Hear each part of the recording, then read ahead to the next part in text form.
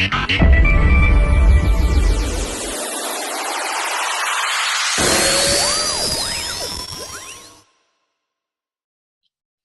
right, welcome everyone to Changemaker TV. Very excited to have Kate Ball on with us today. Thanks for joining us, Kate.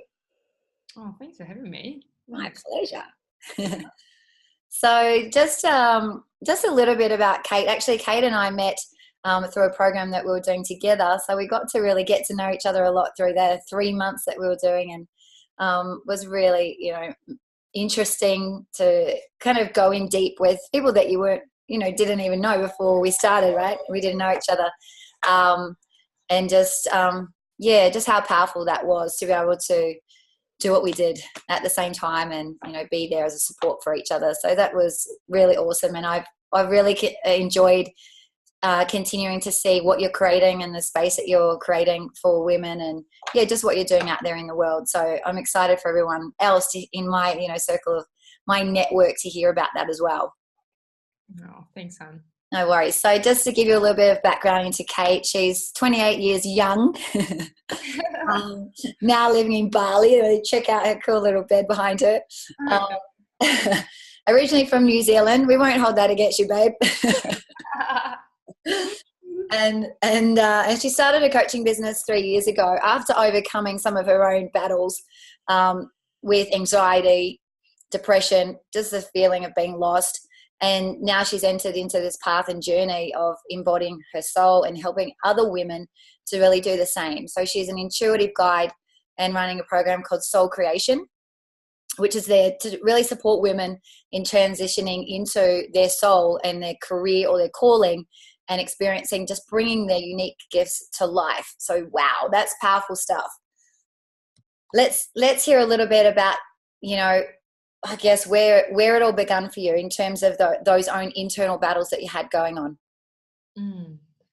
Yeah, like I have lived most of my life from taking what I call like living from the outside in. So listening to people's advice around me, following what other people were doing, following what would make me look good or sound good or what my parents wanted. And I didn't have any like understanding or kind of like understanding of who I really was, what I was really wanted to do in the world, what I enjoyed.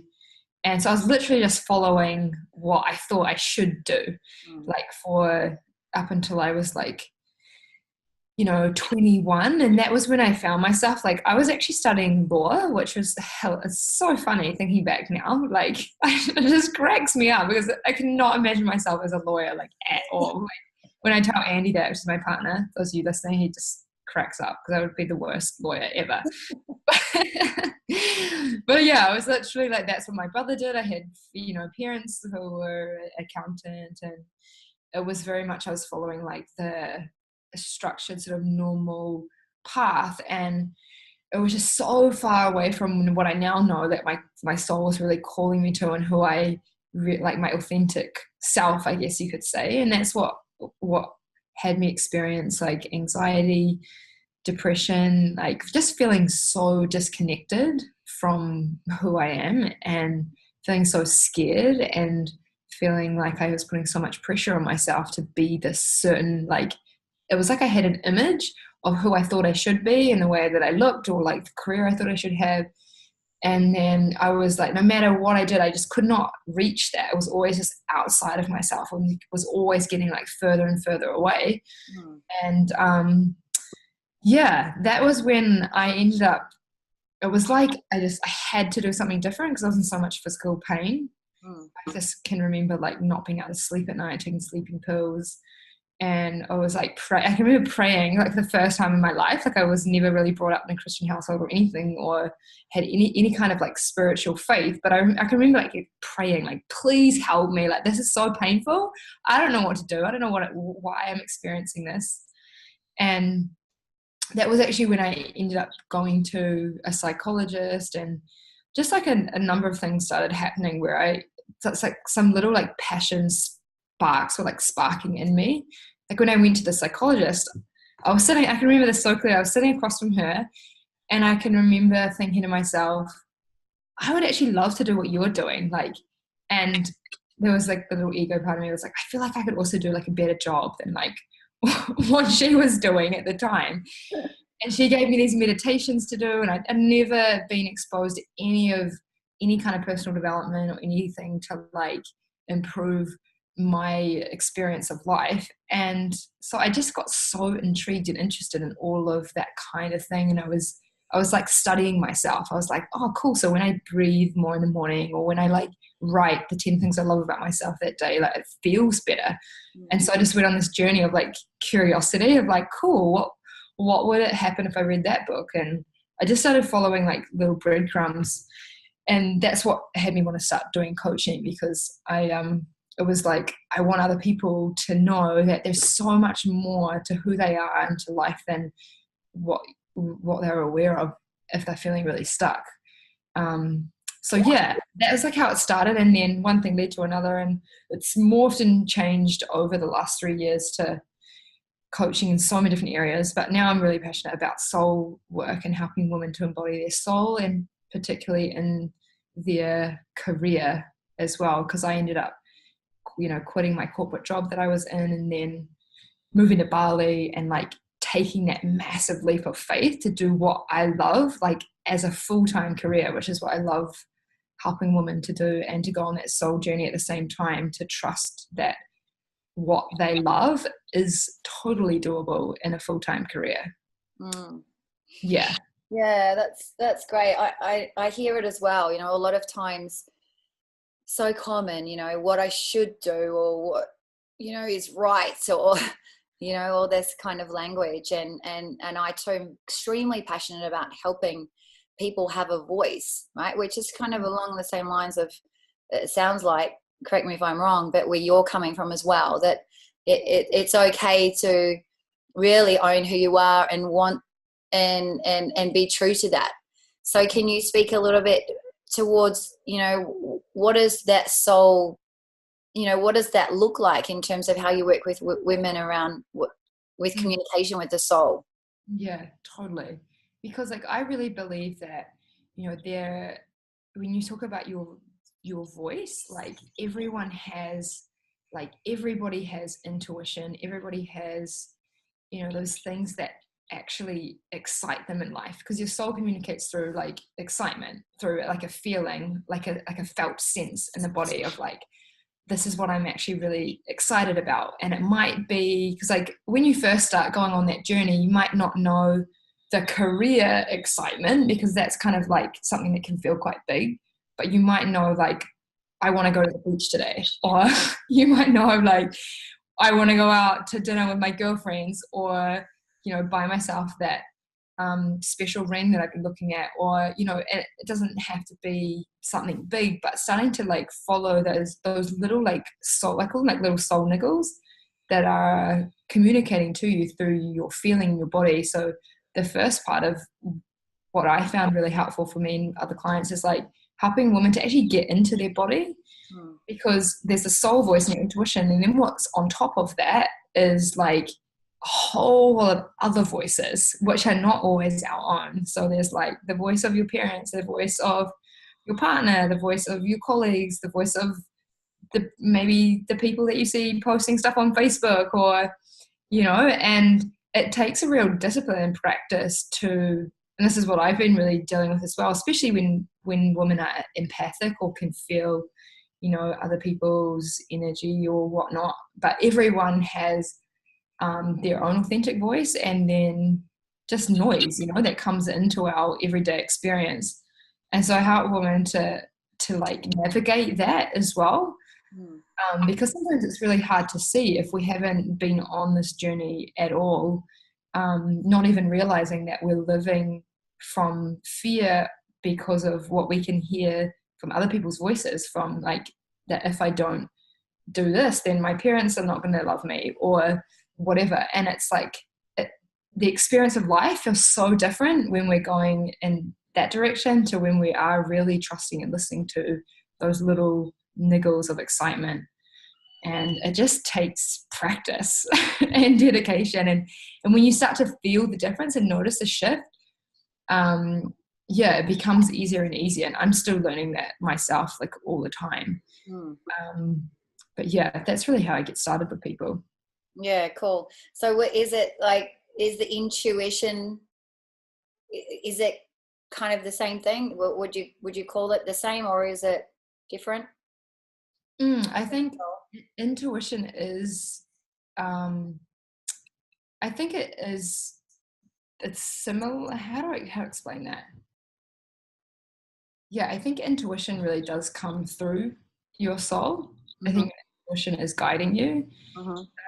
And one of the things that's really difficult sometimes to navigate is like that intuition can sometimes get clouded by like emotion as well. So even if we're excited about something, then so much like fear or whatever might come in on top of it that we feel like we shouldn't follow that. But it's like the soul journey is also not all like rainbows and butterflies and like you're kind of just floating along. It's like challenging, you know? Yeah. Because even when you're listening to, you know, what you really want to do, what you're really excited about, it's most of the time going to be out of your comfort zone as well. If you're at that stage of excitement and fear, because that's when you are moving through the comfort zones. And so that's why I offer support and I create spaces where women can feel supported, because when the emotion or the fear or whatever can be so overwhelming, then we can start to question like, okay, well, do I actually want to do that thing? And we start to collapse like fear and intuition into the same thing. Yeah. It's a thing that I I guess I've experienced myself is in terms of the intuition and the soul. I find it so interesting. Like it makes me very curious. And in the sense of it's kind of like we spoke about before, it almost going on a little bit of an adventure to really discover the deeper layers of who we are as human beings, right? I don't know if those people listening believe, you know, that we are souls within the body, but, you know, we have a physical, you know, our bodies, and we're not just that, right? We're way more than that. But I'm sure everyone can kind of relate at some point to having like a gut instinct or an intuition around something that they knew, you know, that they wanted to do this, but they went against it because the mind, you know, said something else. You know, every time I've gone against what, you know, what I felt was what I really needed and wanted, I've always been right, you know. Yeah. So it's been a nice little journey for me also to go down that road. So I'm also really very curious about and love how it can be taken on as like an adventure, and like any adventure, it can, there's highs and lows, right? There's like what you were talking about. It's not just all roses and, you know, butterflies and so forth. But hopefully you can still hear me. It's kind of frozen up. Are you still there, babe? Yeah. Cool. We're back.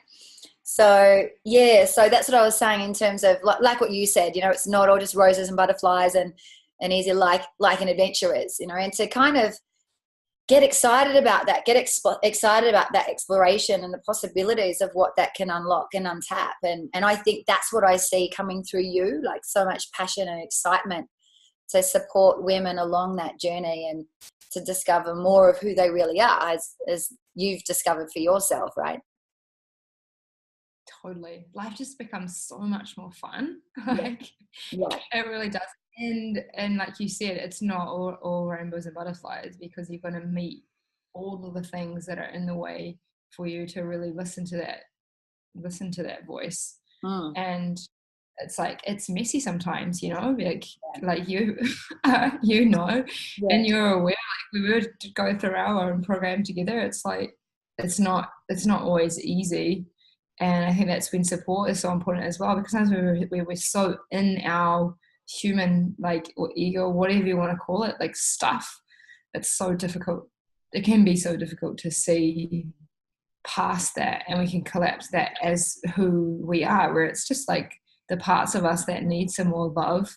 Yeah. You know, like our ego needing, I don't really even like the word ego, but like the hurt and frightened parts of us that need some love, you know. Like there's the part of me that is driving the show a lot of the time, that like if I don't just push through and get all this stuff done, then I'm not going to achieve, I'm not going to be good enough, I'm not going to be loved. That's where it comes down to. And that's just like the little girl in me that didn't fit in as a 12-year-old and was always looking for approval and love, and just a healing opportunity as well, as what I see. Yeah, for But sure. yeah. And everyone needs that, what I, from my experience and from the people that I've worked with, I see so many people just totally disconnected from themselves, right? As you even probably said that when you were in the state that you were in when you're younger, like just so, like you said, so stuck in that hurt and the story and the meaning that we're giving everything. Yet our being, like our true being, is love and free, and fearless and curious and all of that. And we've kind of unlearned that through, being hurt as a kid or being told something, like going through some kind of traumatic event that's then impacted us, and then we've, made it mean that, like what you said, I'm not lovable, or I'm not wanted, or I'm insignificant, or I'm not good enough, whatever it is. So it's great. So it almost sounds like a journey back home again with the work that you're doing. Yeah, totally. That's what I was telling Judy earlier. I had a soul session this morning with a beautiful woman called Eliza Romeo, who wrote the book Meet Your Soul. She's actually going to be a trainer on my program next year as well, which is so exciting. Great. But, yeah, and she was just like, you do not need to learn anything more. It's like about like peeling back the layers and coming home to myself. Because also what I ended up doing was that I ended up going to the personal development world and learning more and learning more and learning more and learning more, so that I could try and fix all of the stuff that I thought was broken. Like, okay, so I thought that it was like still having that image outside of myself of, now I'm not, a lawyer, but it was like a enlightened, clear goddess. I'm like, okay, cool. So this is what I do. If I meditate enough, if I like, do all this stuff, all this clearing, la la. And it was like the same thing in a different way, that I was just like, still not feeling good enough and trying to learn and fix and change myself. So the journey for me now is like not learning anything else, but getting to know myself so well that I'm constantly in tune with what has me feel in alignment. And then that's always when I'm at my most creative and most impactful as well.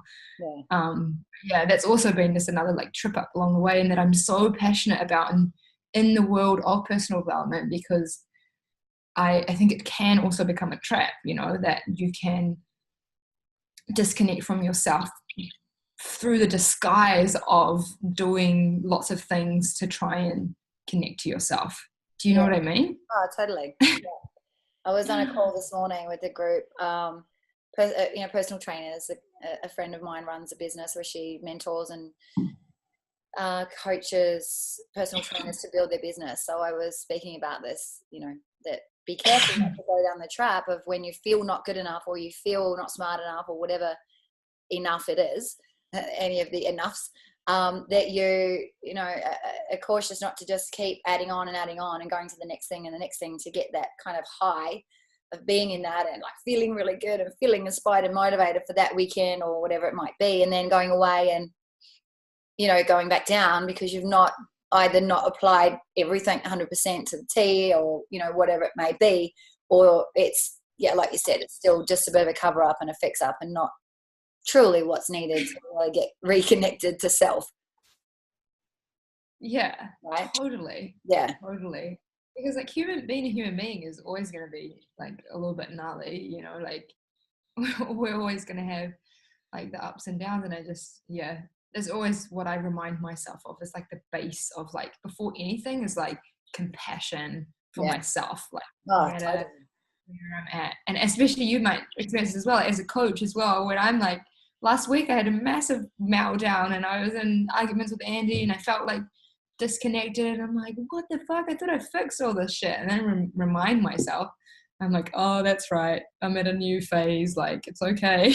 Like, continuing to peel back layers, and and like you said, we are human, and also the influences that we have around us, even without wanting to take things on, fear-based or limited thinking or whatever it is, comparisons and all that stuff that can still run and go on, which can impact us, and we're not even really present to, you know, what that thing was. How did that come up for me? You know, well, it just did, because you're human, we're human, and that's if we look at it like, here's the thing. Again, something that comes from my mentor Sally Anson. She speaks about, you know, a lot of us are so like thriving on the drama and the seriousness and the significance of our life. And you know, and then when something like that happens, we, you know, become so dramatic about it, and, you know, all this. Whereas if we actually, you know, kind of, you know, say, that's what I'm doing now, step outside of ourselves, you know, I'm doing that thing, you know, like that little girl perhaps needs a bit of attention, or that little boy if it's for the blokes, and then, you know, kind of giving that up. You know, what would our lives be like without that drama, you know? Yeah. And that's what it just takes, like, commitment and dedication to keep, like, you know, like, having the commitment to do the work, to tune in to when you are going into that stuff. Yeah. You know, because it's gonna come up. And like, for me, it's like, it came up just after my soul session call today, and I was feeling so like inspired and so like in like alignment. I'm like, Andy and I were just super connected. We were playing in the pool, and it was like super fun. And then he said something to me that really triggered me, and then I just went into total reaction. And I was like, fuck. And I could feel myself being like, what? Why? Like, what do you mean this is coming up right now? Like, are you for real? And it was so easy to go into the full drama of it and like being blamed for like hours and all of that. And I think it really does take commitment and dedication to, like, I was like, okay, cool. I got my journal out, and I was like, just writing like, what is coming up for me? And I really had to give stuff up, and just, because I was just coming from that place of like feeling wrong and making him wrong, which is sometimes, it feels so challenging sometimes to really own that, you know, no matter how many soul books I'm reading or doing or whatever, it's like, still have to do the work, you know, to really give up the stuff that disconnects us from being connected to the ones we love or whatever it is. But yeah, and I know you probably get it, being in a relationship as well, it's challenging sometimes. Oh yeah, totally. Probably the most challenging of all, you know. I mean, especially for us, we're quite similar, you know. We're very hard workers, and we're drivers, and, you know, we're doers. We can be when we, you know, when we're in that space. For me, it's really easy to go back into that, you know, like if things are more challenging in the relationship side of things, and that really requires attention, that can be very confronting, you know. It's that whole confrontation thing, and having those tough conversations, which, you know, I guess I haven't always been very good at. I've avoided that and sabotage relationships because it is confronting and difficult at times. But like I said to Curtis just not long ago, like, he's my greatest teacher, and I think I see that a lot with you and Andy as well. You're both, you know, each other's greatest teacher, you know, because you get each other riled up and fired up. But that's like an access point for you to then go, okay, what's coming up? Like, what is underneath this? Yeah. That's the exciting part. That's where the adventure, you know, continues. Totally. And it's so true, because it's actually after being in a relationship that I realized that my passion really was soul work, because I felt like I've kind of isolated myself at times, because I felt so drawn into other people's energy, and being in a relationship, I found it really challenging sometimes to stay grounded, like, in myself. That I've had to find like new ways and new practices, and been really dedicated to like tuning into myself, so I'm not feeling like swayed or like constantly projecting or whatever onto him. And that's when I realized, like, because I was trying all these different things of strategies and whatever, and it was just like, I just need to find it like really center in me. And I just got so passionate about that. And if I hadn't been in the relationship with Andy, then I wouldn't have ever discovered that like I have. And he is like such an amazing mirror for me. But yeah, it's definitely the area that is always the most challenging. Yeah, for sure. And I think one of the things that you said that I wanted to touch on was around the discipline. You know, that's the thing that I feel in the industry, in personal growth, personal development, soul work, whatever it is that discipline that's required. It's just like training the physical body. It seems as though it's almost easier to work that because we can see it, the ego part of us wants to work on that. But like when you go to the gym, you can't just go once a week or once every other week or whatever, right? Or just, eat healthy one day out of the 7 and expect to, your body to be taken care of. The mind and the soul, like it requires the same thing. It requires that same level of discipline and constant application of what you know, and being willing to go there and be consistent with it. Have you found? Yeah, I'm sure that from what you're saying, that's something that yeah. Like because I know for me, and I was reminded by this on the soul session I had today, I was like, I really need like a good chunk of time to myself in the morning where I'm really tuning in and like doing writing or whatever I need to do. And I know that when I don't do that, life feels so different. And I kind of gone to like the gray zone, or I'm like numbing out a little bit and kind of just in a space of like unconsciousness. And it does take discipline, and I think it gets easier over time as well. Like I think when you first enter into this kind of new space where you're learning about yourself, or you're wanting to like personally grow, it can feel like so like you're pushing shit uphill, like because you're training your whole, and this is an NLP trainer, just new brain pathways all the time, which hadn't been there before. But yeah, discipline for sure. I know that's so important for me in the ways that, but discipline like in what works for me as well, because I've also sometimes followed like this is the best morning routine for success or whatever, and it hasn't felt good for me. So now I'm like, okay, discipline with the things that feel good for me, rather than just following a structure, a system that works for others or is set as the way, or whatever you want to find that for sure. People, I think for sure, having some kind of ritual in the morning is for yourself so important. And everyone kind of has their own thing, and I think no matter what it is and however it is for that unique person, whatever works for them is perfect, right? Because we're all different. And I feel you as well. I have the same, I have kind of an hour and a half set out from early in the morning, and I know on the days when I don't get that in, I can be a little bit off. And then I generally try to push it in and make sure I get it in, although there are some days when that doesn't happen, but it definitely sets you up, right headspace, and giving yourself that love and that time that we all actually need.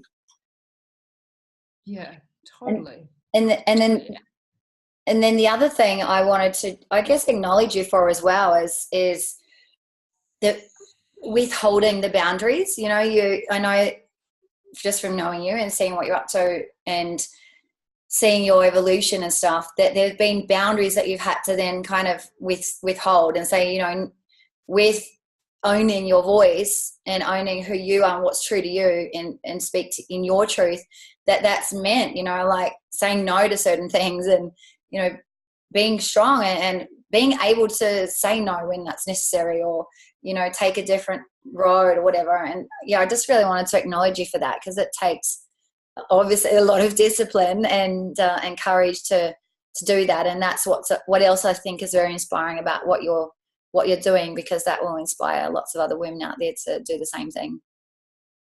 Oh, thanks, hon. Yeah, that's been a big one, and constantly is for me every day, is like, and at the moment I'm even like, my boundary, my discipline at the moment is like just no social media right now, because I feel like there's heaps of stuff that I'm downloading to like create this new program. And I find myself getting very impacted by like energy at the moment, and so like a boundary is like not looking on social media like at all, unless I've got something specific to post, to get on, getting off. And that's something that I'm working on at the moment. But yeah, boundaries has been a huge one for me. And like I have just changed the direction so many times, of what I've been creating. And like I was running a membership space a couple of months ago. It was called the Sister Squad, which had like 30 paying members in it. It was like, you know, decent source of income for us, but it just didn't feel really exciting anymore. Like when I tuned into it, and it was actually Andy, he asked me the question. He was like, do you want to do that? And when he asked me that and like, you know, opened the space for permission, I was like, actually no. And so I've made some really like clear decisions of like what doesn't feel in alignment with me anymore, and so much is opening up from that. Like what I'm creating now feels so exciting, like so freaking exciting. Like collaborating with like Eliza, and she's doing some soul sessions with the woman who I'm working with, and it's like just feels so good. And that has taken like, yeah, consistently saying no and tuning in to what feels good for me, which I find challenging. Yeah, it is. I think for most people it is, and especially for people who, you know, people pleasers, or, you know, we're always there kind of putting others before us and wanting to do what's right or whatever. You know, if it's not something again that you're used to doing, then it's confrontational. Yeah. So it's big. It's great. It's really exciting to see that, and to, you know, be leading the way with that, because, you know, you're an example and walking the talk of what you're, you know, helping other people to do, which is super important, right? Not just all talk. And yeah, that's hard, I think, because we have this innate want to like please people. I think it's just wired in us. And yeah, like I've not had to, but chosen to do lots of work around that. Like recently, actually, I'm actually also doing a program at the moment called Flow Mastery, which is so cool. It's by a couple of from the States who are teaching around like the art of flow. And yeah, like I've realized that there was a lot of beliefs that I hadn't really gone into that were in the way for me, like a lot of stuff around being liked and being loved, you know, that was pretty the main thing that was driving my like inability to say no to stuff. It was like, oh, well, that like me or love me. Like I put a boundary down the other day with a client who was just like thousands of dollars behind payments, and I was just like, I could feel it in me. I needed to like put a boundary down around like where our coaching was at. And so it was like so out of my comfort zone. So I'm like, oh, like, it was the feeling in me of like the little girl, like, she's not going to like me. Like, I'm not going to be loved. And it was, it's just a constant practice of like, I would rather someone not like me than to give up my own connection to myself. Like that's what it feels like now. Yeah, totally.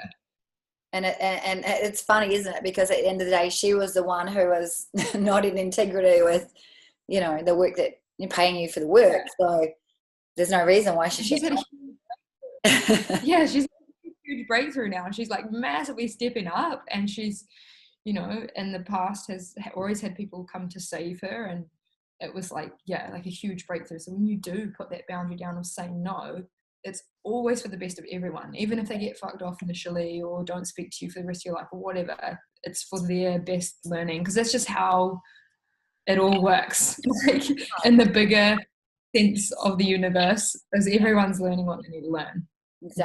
Exactly. So wow, it's been such a great little conversation, and it's been nice, a nice little flow to it. And I really believe that those people listening will have some good things to just reflect on and inquire into their own lives. So I really want to encourage you out there, those people watching, to do that. You know, do some journaling, or, you know, just look a bit deeper. And also check out Kate. So how can people find you, babe? You can find me at the moment. I'm rebuilding my website, so the best place would be is to find me on Facebook. So if you look up Kate Bull, so then you can just contact me through Facebook is the best way. I'm going to be doing a free 7-day soul creation challenge in January, starting the 8th of January, which is super exciting. So that's going to be 8 days of like diving into soul, and it's specifically designed for women who are wanting to transition from a full-time career that they don't absolutely love to start to get curious and move into doing what it is that they really love from a space of embodying their soul. yeah, that's what I'm going to be doing in January. So totally look out for that if you're listening to this, and just check it out. It'll be on my Facebook page in the next week or so. Yeah. Yeah, definitely. Please go and follow Kate and sign up for that free 7 days. I'm sure it will be amazing. And again, thank you so much for your time. Really appreciate it, and look forward to seeing more of your amazing work. Yeah, love you lots, babe. Yeah, you're so welcome. Thanks, Judy. Thanks for all the work that you do. You're such a powerful like leader in who you are, and I know that you do so much amazing work in the world. So thank you for creating this, and thanks for inviting me. It's so fun. My pleasure. So fun. It was awesome. I've really enjoyed it. We'll see you soon. Me too, hon. See you soon out there.